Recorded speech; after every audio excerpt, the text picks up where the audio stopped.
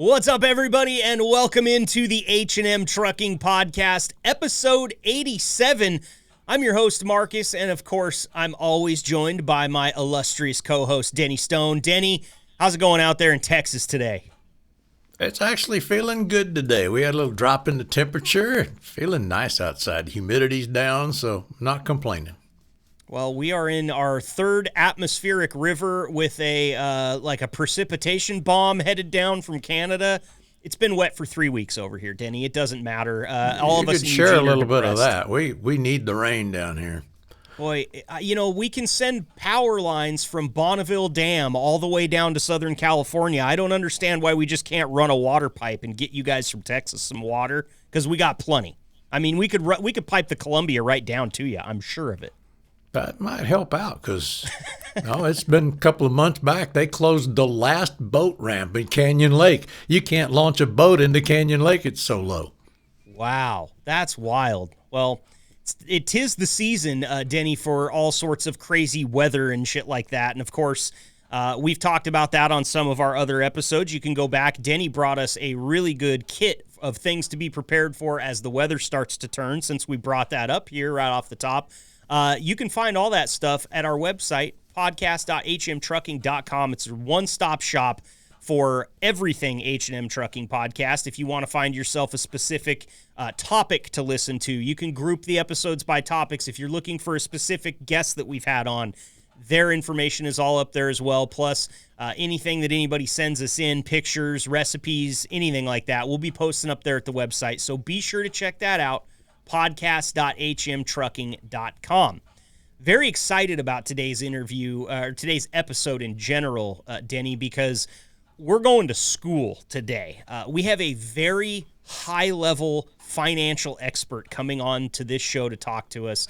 Her name is Meera Pandit. She is Executive Director and Global Market Strategist with JPMorgan, which is one of the biggest financial institutions out there.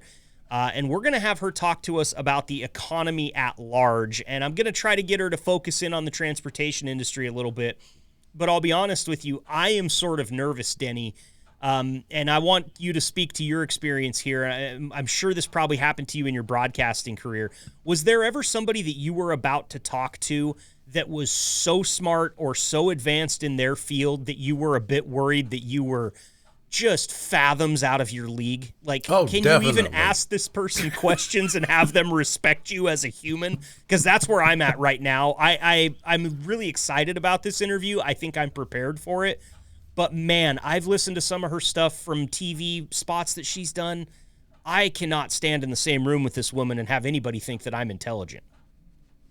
Yeah, well, my strategy when I had one of those was to try to come up with some kind of question or two that would throw them off their game. Ask her who her favorite football team is. Yeah, something like that. Just upset them. Like, what? Where'd that come from? Who was it? Was there one that comes to mind that you can think of during your broadcasting career that really kind of froze you up a little bit?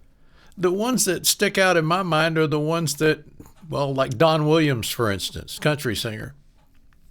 I had all these questions for him, and most of the time, I've said this before, and you probably experienced it as well, they have their agenda. They're out pushing their new album or their tour or whatever, so basically you just have to open the door, and they've done this 100 times in every town they've been through.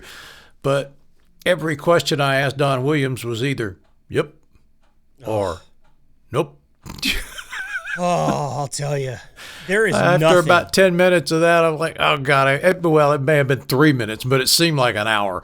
I was just like, please, somebody, something, But, right. Yeah, I remember that one, and I remember Junior Johnson.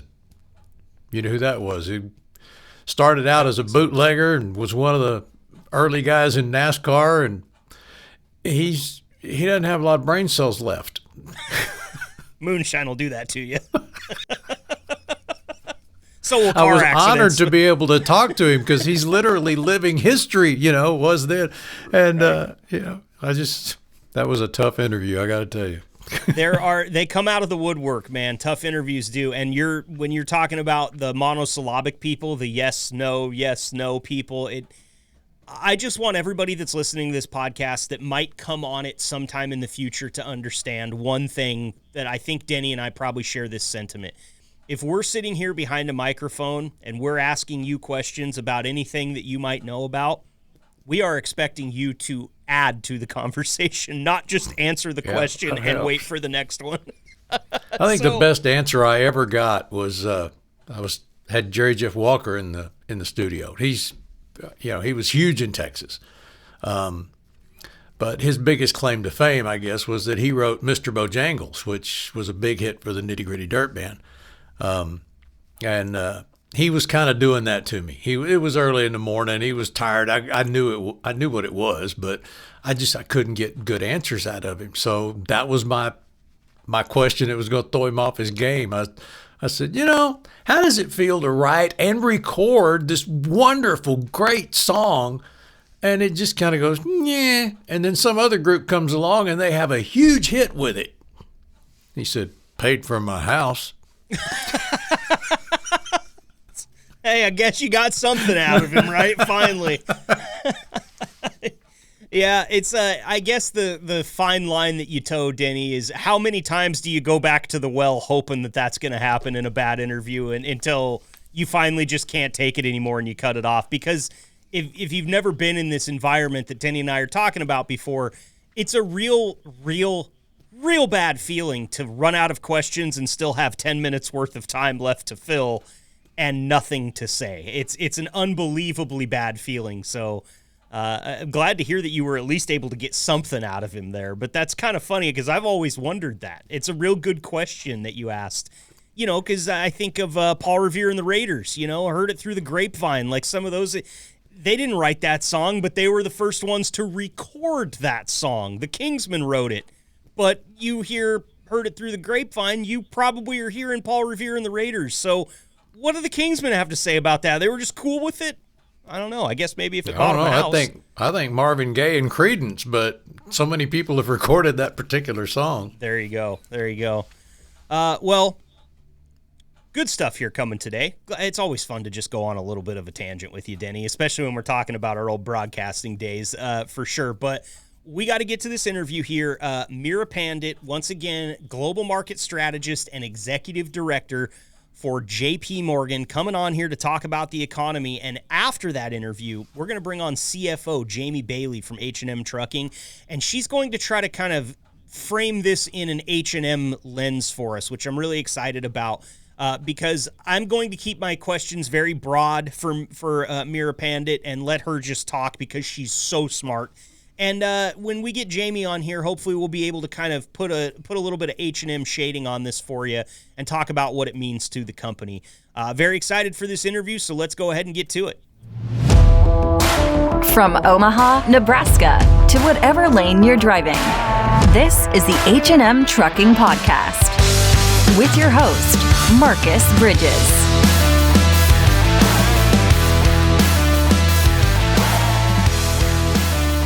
Very excited about our next guest here on the podcast. Joining me today, you may have read some of her work in publications such as The Guide to the Markets or Guide to Alternatives, or maybe you've even seen her on Bloomberg, CNBC, and more. She is an executive director and a global market strategist for JPMorgan Asset Management. Please welcome to the program, Meera Pandit. Meera, thank you so much for being here today. Thanks for having me. Excited to be here. Well, we swung for the fences to try to get somebody on that could give us a real top-down view of this economy that we've all been living in for, well, it feels like about 4 years now since COVID kind of shook things up, especially in the trucking industry. We're kind of hoping for things to turn around, but we thought, let's get somebody like yourself on with a ton of experience and a ton of knowledge, maybe talk us through some of this stuff. But I want to start out with you kind of describing to me what a day in the life of Meera entails as an executive director and a global market strategist at JPMorgan. Sure. So our clients at JPMorgan Asset Management are investors. They are financial advisors who work with individuals or families. They are pension funds managing money on behalf of the workers. And essentially, they're tasked with making investment decisions for portfolios. So they need to understand what's going on in the economy and markets and have that context so that they can help inform those decisions. So essentially, my job is to simplify the complex, distill what's going on in the economy and capital markets and help them do that. We always like to say our job is not to predict the future. We're not fortune tellers, but rather to see the present with clarity. If you're ever watching a baseball game, or I suppose the same as with football, we're kind of the color commentary. We want to help the viewers make sense of what's going on. I love that. And simplifying things is great for this podcast because while I'm a gambler and I love to, go out and try my luck in the casinos and things like that, I've never had a lot of luck with my stock portfolios, and I feel like it's because I need somebody to distill the information down so I can understand it and make informed decisions. And so I was already so excited about this. Now I'm like tenfold excited about it because I feel like you're speaking my language here, Meera. I'm glad. Well, let me just ask kind of a setup question here right off the top, and I'll probably have some follow-ups to this, but what's your kind of current view on the transportation industry in general? How has it weathered this storm that COVID brought us or succumbed to it? So a couple of years ago, the transport industry was booming. You had the pandemic. A lot of people were stuck at home. A lot of people were spending money. I want new clothes. I want new furniture. I'm going to redecorate my house. I want games. I'm going to learn to play the flute. So a lot of people were buying all sorts of goods. And that meant these goods were being transported all over the country. It also meant people were building warehouses. They were cropping up closer to consumers. E-commerce really exploded, people buying things on the internet. And that's been something with some good staying power. So companies wanted to adjust how they get things to consumers. But meanwhile, supply chain issues were widespread across the globe. We couldn't necessarily get items from other countries if those countries were locked down. Even with our own domestic manufacturers, we weren't always fully staffed. People might have been calling out sick. They might have had activity restrictions in their region.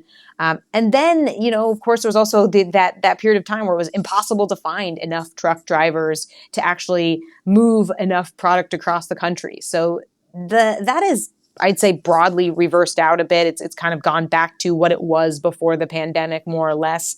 And essentially the big driver for that is all of a sudden the world opened back up. Those supply chain issues started to heal, and people didn't want the goods anymore. They put the flute back in the case and instead wanted to go to concerts, restaurants, sporting events, travel all over the world. So that kind of led to somewhat of a weakening in manufacturing, and we've kind of been in that period ever since. Was there any way possible, I know you said you're not a fortune teller, but could anybody with your expertise have predicted that kind of swing in the consumer was going to happen, where we're all shelled inside, we're ordering things, everything's showing up at the door? I mean, even groceries. We didn't even have to go to the store during that period you're talking about. And then all of a sudden, when the world opens back up, we say, I don't want to be in the house anymore. I want these experiences rather than these things. It makes sense to me looking back on it, but hindsight's always 20/20, Meera. Did you guys see that coming at all as the world opened back up? No, I mean, look, if you think about a global pandemic and an unprecedented event almost of everybody being locked at home, you wouldn't necessarily think all of a sudden spending would explode. You'd think people were really worried. They were nervous about their jobs. They were going to actually try to penny pinch a little bit here. But instead, because of a lot of the stimulus that we got from the government, stimulus checks and unemployment benefits, people actually were able to stay afloat. And then people were kind of bored. And, my boss is actually from Ireland, and he says one of the most remarkable things about studying the U.S. economy for 30 years has been the resilience of the U.S. consumer. Retail therapy could be like our national mantra, because that is what we turn to. And you didn't necessarily see that in other parts of the world as forcefully as you saw it in the US. And what has continued to be very surprising is that consumers continue to spend. It went from goods to services to a bit of everything. Now people are reining things back a little bit, but consumer spending actually is still pretty strong. So that in and of itself too is surprising. It really is, especially with the inflation that we're seeing. I mean, you hear it on any news program you tune into. Eggs are $5 a dozen, and it seems like we're banging that inflation drum. We're talking about it a lot, but I haven't seen the stores empty out. I mean, every time I go to the supermarket, there's still a ton of people in there, and everybody's got a full cart. So that's very interesting to me, that point that you just made there. Why do you think that is, that spending is still strong at this point? Inflation itself, maybe I want to go on a little bit of a tangent here, because I think that the inflation point is so interesting in that it is a really tricky concept that I think is fundamentally misunderstood because it describes price change, not price level. So maybe just a backdrop is that actually a little bit of inflation is okay. We actually aim for about 2% inflation every year because if you think about prices might go up tomorrow, let me spend today, that actually keeps consumption going. So they go hand in hand, economic growth and inflation. A bit of inflation is okay. We had a very long stretch between the financial crisis and the pandemic, essentially, where we really saw very little inflation. We just couldn't quite get to 2%. So we settled into a period where we were used to things being pretty moderately priced in terms of those increases year on year. Then we had this huge inflation spike. Inflation's all of a sudden 9%. Now inflation's actually back to about 2.5%. So inflation has come down, but the price level hasn't changed. So what's frustrating is, 5 years ago, if you bought a sandwich for $8 and now it's $12, inflation being under control simply means that in a year, that sandwich might be $13 instead of $15. But all of us are like, well, I wish it was $8. One of my guilty pleasures and perhaps tortures is when you look at a restaurant on Yelp and you look at the picture of the menu from like 3 years ago and you're like, God, that was so much cheaper. And so I do think when inflation rises so sharply, it's really jarring to realize that we're not necessarily going to experience those prices again. So there is that disconnect there. Also, people experience inflation in the economy so differently. I say it's, roughly 2.5% right now. But by the way, if you're somebody who lives in a big city and you take public transport to work, you don't think about gas prices. If you're somebody who drives trucks or is driving to work every day in your car, like you're going to think about that a lot. So we all experience that very differently in and of itself. I do think that one of the reasons why, back to your original question, how come consumer spending has continued to be so strong? If you actually look at wage growth, that has continued to outstrip inflation for about a year now. So people's incomes are actually going up faster than prices. I think we're still annoyed that prices are still so high, but we've been able to more or less keep pace with it. And I think that some of the spending is also, of course, going on credit cards as well. So there are many forces at play here, but there's certainly been a bit of lifestyle creep as well in terms of people's enthusiasm for spending and wanting to maintain those levels. Yeah, absolutely. You see it. I mean, listen, you look back 5 years ago, I didn't have all this expensive recording equipment sitting in front of me. It was the time off during COVID that kind of spurned this reigniting of a passion of mine. And here I am now working a full-time job and I've got 10 times the stuff that I bought during COVID. And really, when I look at it from a personal standpoint, I think, how on earth did I manage that? But yeah, it was a little bit of financing. It was some good budgeting and I think a little bit of luck involved in there too, just for me personally, Meera. But I'm going to be remiss if I don't talk about this. Honestly, at this point in November, I'm happy to never mention an election again for 4 years, and then I'll talk about it again. But it's been in the news. It's obviously a big point of contention in the country. I'm wondering how you're kind of viewing the economy and what you think it's going to do in response to the upcoming regime change here. What are your thoughts there, Meera? I would say coming into the election, coming out of the election, 2024, 2025, we're still in a pretty fundamentally good position economically. If you look at how fast our economy is growing, for 8 of the last 9 quarters, it's grown faster than an average pace. We also have unemployment that has remained pretty stably low at around 4% for one of the longest stretches of time in really a generation. Of course, what's peeving everybody about the economy is, again, those price levels, those $5 eggs, and that will unfortunately continue to frustrate many. But if I think about how the incoming administration's policies could change the situation, if you are in a situation where growth is very strong and employment is very strong, if you add a lot of money to that, it's not necessarily going to result in more growth. It actually could potentially be a bit inflationary.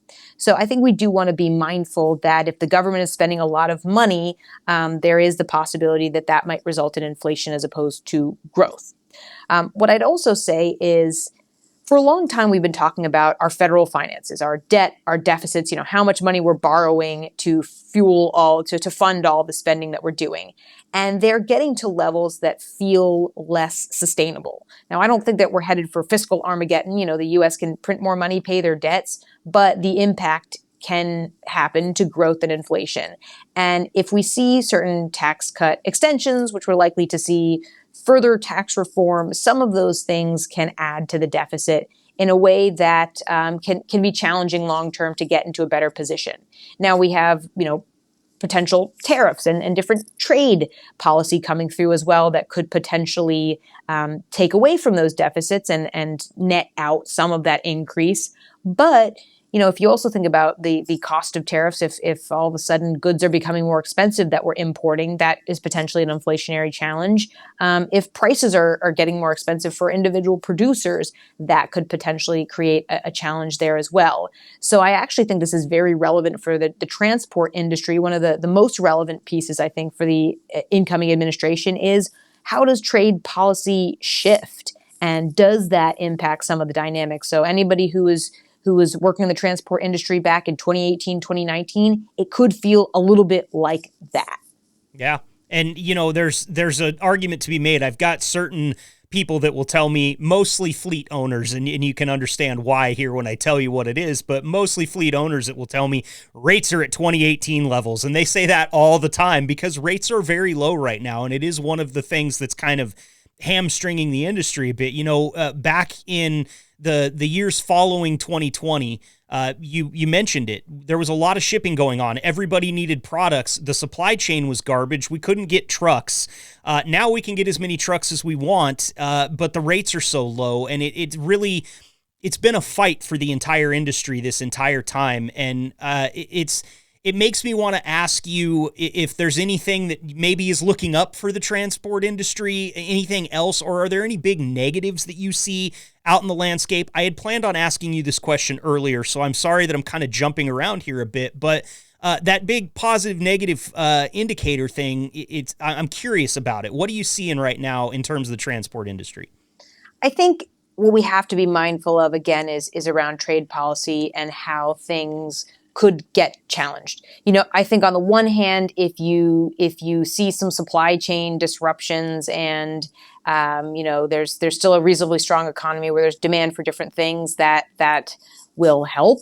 But unfortunately, I also think that if you have less trade going on because it gets more expensive and because there are tariffs and there's a lot of uncertainty, that might be a potential negative. So that is a huge thing to watch in terms of policy. On the other hand, if you think about domestic policy, if we see greater strides in industrial policy, more oil and gas, for certain areas of the transport industry, that could potentially be positive.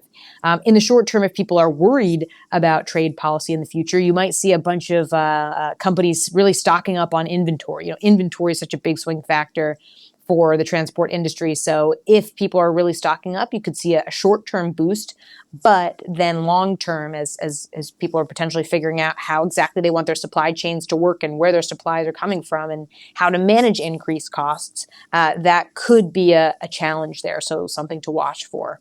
Well, there you go, drivers out there listening. There's some things to keep an eye on as we move from 24 into 25 and into a new regime in the White House. Meera, I know your time's very valuable. I've only got just a couple more questions for you here if you've got the time. Sure. What's a large global trend that you're keeping an eye on right now, and why do you think it should matter to truck drivers or the blue-collar worker in general?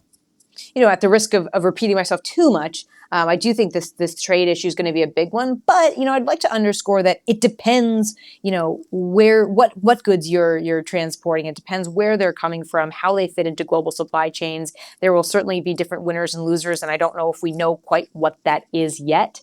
But I do think that that's a piece of that. And more generally, you do see, regardless of the new administration, because of the pandemic, because of some of the trade changes back during the first administration, you already happened to see imagining of global supply chains, some more what they call nearshoring, friendshoring, things coming back ashore. Some of the cost dynamics are a little bit different, but you have seen some pickup in manufacturing. You did see a lot of infrastructure spending pass in various forms. You see renewable energy coming from the Inflation Reduction Act. You saw infrastructure spending from the bipartisan infrastructure bill, the CHIPS Act as well. So that kind of activity, I think also, if we think about industrial production, is a net positive for the industry.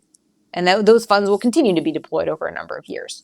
For sure. So I'll get you out of here on this one, Meera, but what's one thing, and you can think generally here, we don't have to think about the transport industry, you can zoom out, but what's one thing that you've got your eye on right now for global economics? Maybe it's an upcoming event, maybe it's some legislation that's kind of cooking around in there. What is on your hot list right now that you're keeping an eye on? We're certainly going to see how the Federal Reserve, our central bank, reacts to all of this in the year ahead. And rates have been on a very interesting journey, relative to the last 15 years or so, after the financial crisis through COVID. We didn't see a policy rate. And again, that benchmark policy rate really influences any other rate. The rate at which you get a loan, the rate at which you get a mortgage across the economy, it didn't really go above 2.5%. And this time around, it went to 5.5%. And what was surprising about that is that, gosh, those rates are so high, that's really going to slow the economy. It could push us into recession. The Federal Reserve, our central bank, actually has a bit of a reputation for pushing too hard and not easing up on the gas pedal soon enough. And yet, we're seeing rate cuts and we're still seeing a very strong economy. The question is, what happens next year? How much can the Fed cut? It's not like there's some ideal rate. There's all sorts of mathematical calculations of what the Fed should do and where interest rates should get to. But ultimately, rates should get to a level that is neither stimulating or detracting from economic growth. It shouldn't slow it either. So trying to figure out what exactly that level is and do we get to that in 2025 will be something that's very interesting to us. So it's not just the fiscal policy side, new administration, but also monetary. What's the reaction function? How does that impact rates? Because certainly when we think about whether it's transport or any other industry, the global economy very much hinges on where policy rates are. Yeah, and also all these conflicts going on out there in the world right now, those can have major effects on things like this. But I really appreciate you giving me kind of just an idea of what you're keeping an eye on there, Meera, because, in the transport industry, a lot of the times we are zoomed in. We're thinking about our little bubble here, but understanding what's going on at large, I think is going to help a lot of the drivers out there listening because they're thinking about their paychecks at the end of the month too. That's the reason they're out there putting miles on. I can't thank you enough. Meera Pandit, again, Executive Director, Global Market Strategist at JPMorgan Asset Management. Absolute pleasure to have you on here today, Meera. Thank you so much for all the great info. Absolutely. Thank you so much for having me.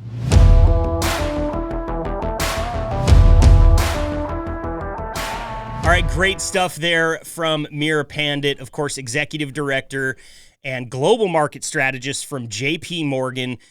Denny, I know that you were listening to that interview and it was hard to keep those eyes open, but thanks for sticking around for it, man. Real high-level stuff there coming from Meera. Anything that you took away from that, Denny, before we welcome our guest on today? Well, it's not my forte, if you will. In fact, when I was in college, I took calculus-based physics to get out of economics. So, yeah, the only thing I got out of economics was they figured out, okay, this is what we want to prove, and then they came up with a bunch of facts to prove it. Instead of my mathematical mind, you start with the facts and come up with a conclusion. So economics just reversed it. At least that's the way it worked in my mind. Okay. So, yeah, I'm not an economist by any means. So, yeah, I'm just over my head. Well, we've got somebody joining us here today, Denny, that I think can maybe distill it down for us a little bit. Because I'll be honest with you, too. It was over my head for most of the interview as well. But joining us here on the show, making her second appearance, we're very glad to have her, is the CFO of H&M Trucking, Jami Bahle. Jami, thank you so much for being here today. Yeah, thank you for having me. Now, when you sat down and reviewed that interview, talk to me about it, kind of frame it for me for H&M. We talked a lot about indicators and how Meera was feeling going forward into 2025. Are we finally going to pull the trucking industry up off the ground in our 2018 freight levels? And she said something to me, Jami, that really kind of hit home. And she said, we're not fortune tellers. We're trying to view what's going on through the lens of we have all the information. Let's try to figure it out. What did you take away from that interview, Jami, just from an H&M perspective? Yeah, that's exactly right. I mean, I think when we think about the transportation industry, it's somewhat cyclical in its normal nature, just meaning like sometimes, there's softer downturns and there's little peaks and valleys, nothing like what we've seen happen over the last several years where this, downturn has lasted so long. And a lot of that reason that it has is because the consumer behavior, which Meera, discussed, was so unpredictable. Throughout COVID, throughout this inflationary period, styles changed, preferences changed. So because of that, I think that this downturn has lasted a little bit longer than we've ever seen. And it's been a little bit hard to predict when it's going to turn around and how it's going to turn around. So I think we're still, fighting our way through that somewhat, especially as we look across industries. Some have rebounded, but there's some parts of the supply chain that have not quite rebounded as much as others, specifically, heavy manufacturing industries. Mm-hmm. So I think we're starting to see some good indications of this uptick here that we'll hopefully experience in 2025, but we still, continue to monitor it closely. And it's one of those things where every little bit of good news or every single positive indicator that you see gets you really excited, because at this point in time, it's hard to imagine going any further down than what we've gone. It was such a rapid boom during COVID, and really, Meera touched on it. Our only problem was we didn't have enough drivers. We need more butts in seats, but we couldn't get trucks. And so you start to have this push and pull where it's kind of going back and forth. And you touched on something there too, Jami, the unpredictability of consumer spending during COVID. I did two things during COVID that are totally out of bounds for me, not something that I would ever do. And that is, one, I impulse bought a drum set. I've been a drummer since I was 13 years old. I've had 2 drum sets, and I impulse bought a third one. Why? I had some money burning a hole in my pocket, and I felt like it. And I knew that I could order it. It would be here in a couple days. The other thing that I did is kind of went out and panic bought like a go bag and like, a couple of things to put together that I could put on my back, and we could go live in the woods for a week if everything fell apart. Right. Wildly unpredictable behavior from myself. So touch on that a little bit and the unpredictability of consumer spending. How does that affect H&M if we're constantly dealing with a consumer that is kind of just acting wildly out of character for as long as they have been? Yeah, I mean, actually, I see it both on the consumer side, and I'll touch a little bit on the carrier side. But, you saw people going out and buying hot tubs galore, right? Like you couldn't get a hot tub for like 9 months. It's like, why all of a sudden hot tubs? I mean, it's summertime. I mean, it was just so erratic, and it was just so different. It's behavior from the typical consumer.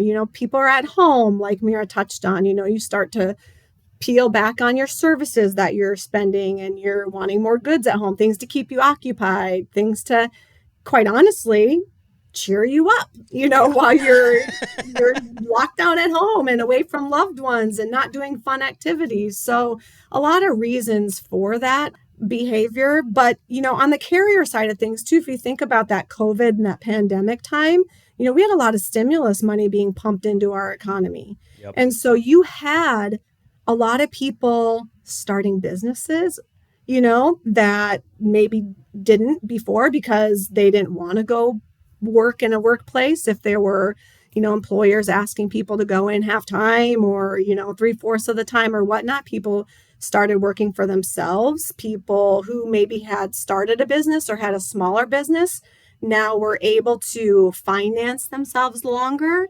And that affected the freight markets and H&M specifically, and is what we're kind of living through today, because you have these smaller carriers who aren't going through a natural attrition like we would normally see in an economy, because we were financially supporting these businesses to stay in business. So there were more drivers on the road, and we weren't seeing that capacity come back to companies like H&M. So one thing that's getting us excited, Marcus, is that we're starting to see some of these, smaller companies and fleets fall off a little bit. And so there's more capacity available. And we're hoping that that really starts to try to tip the scale towards rebounding. And, you mentioned the amount of trucking companies that have closed in the U.S., and I had somebody mention a number to me, so I did some research the other day. In the first half of 2024 alone, it's estimated, and this comes from the FMCSA, that 10,000 carriers shut down in the first half of 2024.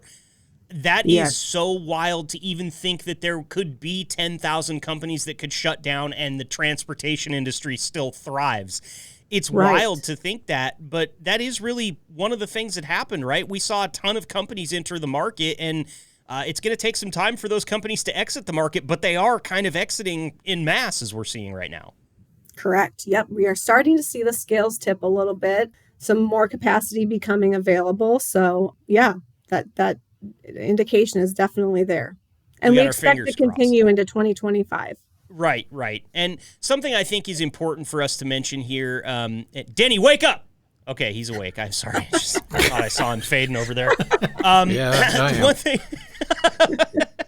One thing I thought it was important to mention is I asked her about the change of the presidential administration. And I think that one thing I want to do is follow up on that a little bit by saying there's a lot of people out there and political pundits and talking heads on TV that will tell you that this is the magic button. All we needed to do was get the new regime in and everything's going to change. And I got to be honest with you, I doubt that heavily because there's a lot more, like this thing is layered like an onion. It's not an apple.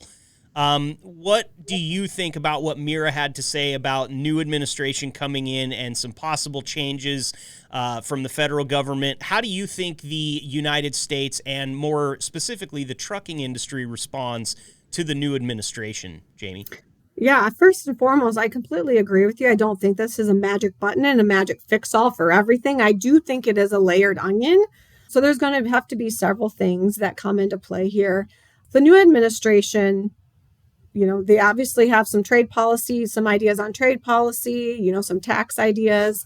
From what we've heard so far, it sounds like we're going to try to, bring more manufacturing back into the U.S., which could be beneficial to, H&M specifically. Mm-hmm. Even if we're partnering more with our Mexico neighbors and our Canadian neighbors, that keeps transportation more in our lane. So that could be beneficial to H&M. I think also, too, Meera touched a little bit on inflation. Inflation, yes, was on the heels of COVID and had many different facets related to it. But, things that we didn't see really affect inflation, like, the war in Ukraine affected wheat prices, which affected price of flour, which affected a lot of our household goods and the foods that we buy at the grocery store or bakeries or restaurants or, whatnot. We really saw those types of things drive up prices for consumers. I don't see those going down with a flip of a switch back to old levels. Meera kind of talked about that to some degree. Yep. I think that we're really going to have to settle into this administration to see what they do. I think that, we'll continue to watch inflation closely. We'll continue to see some of these carriers exit the market.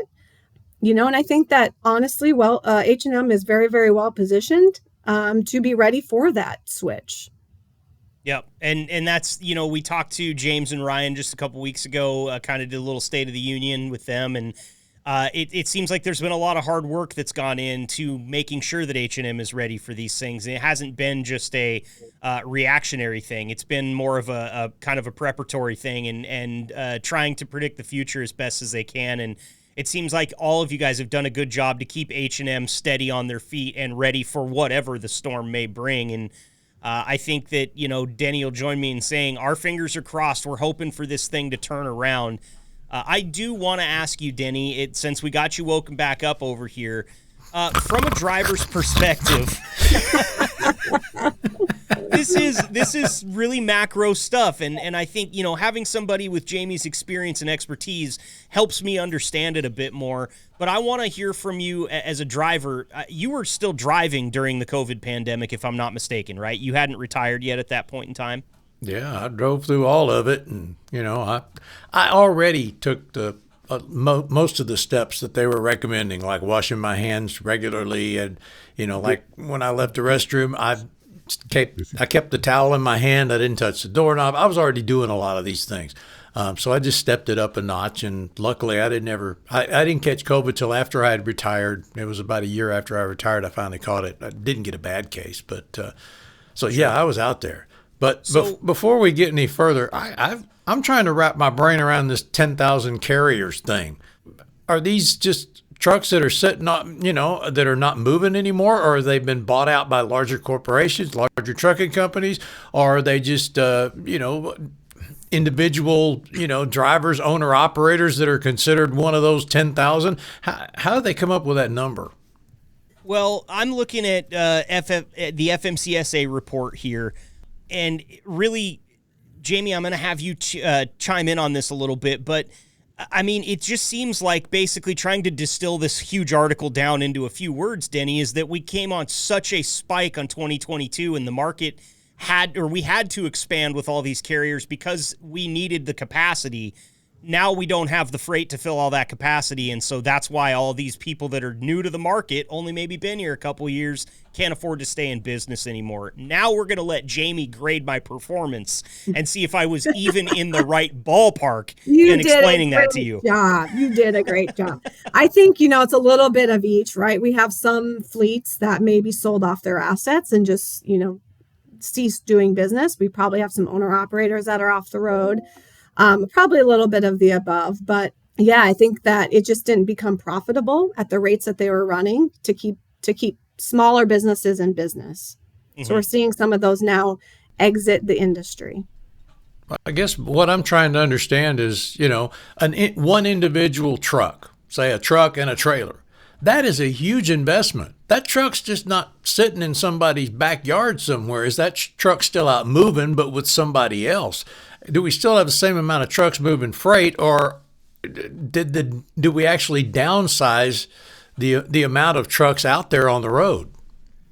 That's a good question. I will read you one little excerpt here, Denny, that might help explain it a little bit. I don't know, but it says, despite 33,000 fewer motor carriers operating since the 2022 peak, the industry still has over 64,000 more carriers than before the pre-COVID boom. With the market flatlining, there's still excess capacity to shed. I'm thinking when you had a truck shortage going back into 22, everybody's looking for assets, right? Because nobody can get new trucks. So if you've got a bunch of people that bought new trucks, only stayed in business for 2 years, the logical part of my brain says those trucks probably just got distilled down amongst all the other carriers that were looking for new trucks. But Jami, please let us know what you think here. No, I think you're spot on. Yep. Okay. Well, 2 for 2 today, and I feel like I should get the hell out of the batter's box, to be honest with you, because that's way above my average. But Denny, did that help at all? I don't want to cut you off before you're finished kind of working your way through it here. No, I'm like I say, I'm trying to wrap my brain around it, because from either an owner operator or a fleet, that's a huge investment to just disappear and not be rolling down the road anymore. So I'm thinking they got absorbed into other fleets or something, and that surplus of trucks on the road is still there. But I don't know. I could be wrong. Jami? I mean, I agree. It seems like that they would be absorbed into other fleets. Honestly, I can't tell you for sure what's happened to those 10,000, but, I think your logic makes sense. I think that you trying to wrap your brain around this is similar to what we're all trying to do, to be honest with you. This is such a complex, unprecedented, I keep using that word, everybody does, because I think we can't explain it, right? Half of this doesn't make sense, and then half of it does. I think we're all just trying to understand how we got here, what place we're in, and how do we climb back out of it. And so, Denny, I think you're right on point with trying to wrap your head around how all these mechanics are working, how we got here and how this is shaping up to be where we're at.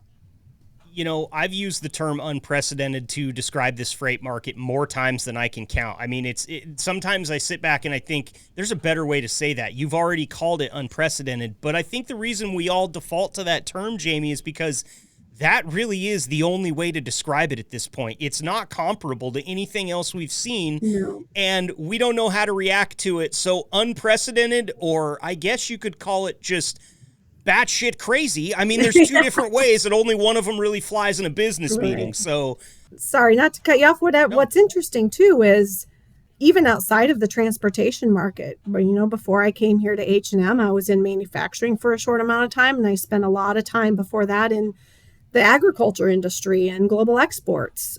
And, I kind of had the viewpoint, a unique viewpoint of 3 different industries as we've gone through this crazy last, 5-6 years. And, unprecedented kind of applied to the manufacturing industry as well with inflation. I was talking about the price of flour, and we had avian flu, so the price of eggs went crazy, and just different trade policies and bad sugar crops. And we see inflation and we think of COVID, but there were also other, factors that were alive in our environment that created the kind of environment that we're in today. So that also goes back to your comment about this is a complicated situation and an onion with a lot of layers that we've got to peel back, right? To really get to the answer and to figure out how to climb out of it. But, I don't know if it makes us feel better or not, but the transportation industry absolutely has suffered and has struggled for the last few years. Other industries have as well. And, I think that we're starting to climb out of it everywhere else we look. And we'll see trucking start to climb out of it as well. Good. Well, glad to hear that. As your phone rings again on you, I know you're a busy person. No, it's okay. Mike's going to be able, you probably won't even hear that, but what I'm thinking is that we've got you here for almost 20 minutes already. We need to let you get back because it is a busy week for you, as it is for everybody. So I will just clear some space here, Jami. Any final thoughts on the interview or anything in general to concern itself with H&M Trucking before we let you go? Yeah, I just talking H&M specifically, the best thing that all of us can do, right, is just to make sure that we're positioned well for when we, climb out of this. And we're all very optimistic that in 2025, we start to see this thing rebound. In the meantime, what we can do as employees for H&M is remember that we're all trying to, look forward to the same goal, right? We want H&M to do well. We want to do well. So we can each, no matter what role we're in, whether we're driving on the road or we're in the back office, we can, make sure that we are following processes and that we're trying to make H&M a better place every day. And so that we're ready to go when this thing turns around. Very well said. That's the CFO of H&M Trucking, Jami Bahle. Jami, thank you so much for being here. We're going to get you back on more and more. Before you know it, we're going to be a thorn in your side. You're going to be on this podcast all the time if you keep turning in interviews like that. So we really appreciate it. Thank you. You bet. Thanks for having me.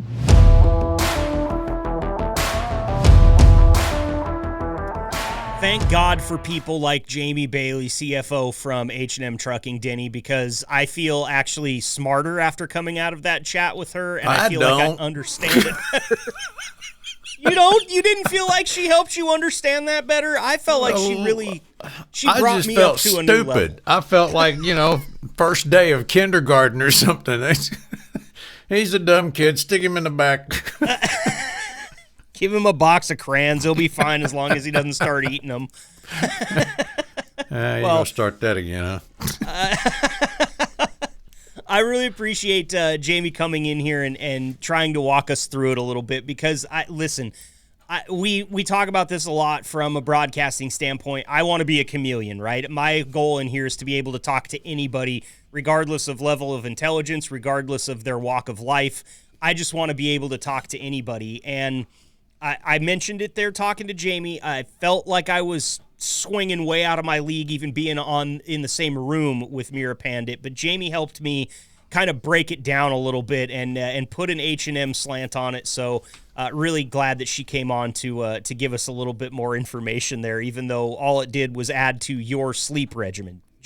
But hey, if you're having trouble going to sleep, Denny, anytime here in the next couple weeks, just put this episode on and maybe you won't have any trouble anymore. I don't know. Well, most of the questions that I came up with, I guess, weren't her questions. Like, for instance, I would have a question when y'all started talking about the the trade between Mexico and Canada and how that could help us. First thing I thought is, if they raise the tariffs, isn't that just going to trickle down? And already, like for instance, I would haul agricultural products from the Midwest to the Rio Grande Valley in Texas. And then my backhaul would be probably out of Laredo with stuff coming out of Mexico. And that's kind of like guys that go to Florida. They get a backhaul out of there. It's not good paying freight, but it's to get you back in the center of the nation where you can get those good loads. So if they're going to start tacking on, or if they're going to trickle that down and try to get trucking to shoulder some of that load that they're, that burden, that extra 25%, is that going to make backhauls even worse? Is that going to make it tough to get out of the valley and out of Florida and out of the places where the ports are? I mean, this is the kind of stuff from a driver's standpoint that I'm looking at is, I don't want to have a problem if, for instance, you live in South Texas or you live in Florida or you live near one of the ports, and that's usually your way to get back out to Des Moines or Omaha or somewhere. And if they're going to start cutting the rates coming out of there, that's going to make it even tougher. Mm-hmm. Well, it'll be interesting to see what happens, Denny, and I don't. Obviously, I'm not the guy to be able to answer that question for you. That's why I didn't bring it up, because I figured that's a logistics question. We need the other guy in here. Yeah, we do. And I think, too, maybe we can come back and revisit this after the first quarter of 2025 or the second quarter of 2025 when we have a little bit of proof in the pudding to look back on and see how things have changed, or if things have changed. I feel like we don't have the answers here in this episode. This is just another entry in the line of questions as we continue. We're just trying to scare people then. Oh, okay, I get it. Yeah, no, this is something we're just doing for clicks, Denny. I'm just trying to keep you hanging on by a thread with the suspense that you haven't felt since 2020. And I'm just going to keep yanking that line on into the future, man. We're going to get 300-400 episodes out of this thing. You watch. Listen, we're about out of time here today, so I just want to thank Meera Pandit. I want to thank Jami Bahle. Of course, want to thank you, Denny, for being here with me today. Any final thoughts for us before we let the drivers drive and get back to what we're doing? No, y'all just be careful. Holidays are coming up. There's going to be more traffic, going to be more impatient people, and you want to get home safely to your family. So just be extra cautious this time of year. Well said. Go check out Denny's little bag of tricks that he used to keep on the truck for winter occasions, things that are very, very valuable to have and important to have. Should you get stranded out there, you can find that by heading over to podcast.hmtrucking.com. We appreciate you all being here today. We will see you next week. You know what it is. It's that time of day. Stay fresh, cheese bags. We're out of here. Thank you for listening to the H&M Trucking Podcast. Please leave a review, subscribe, and connect with Marcus over at the H&M Trucking social media channels. And if you're considering a job at H&M, find us at hmtrucking.com. Until next time, stay safe and ahead of the curve drivers.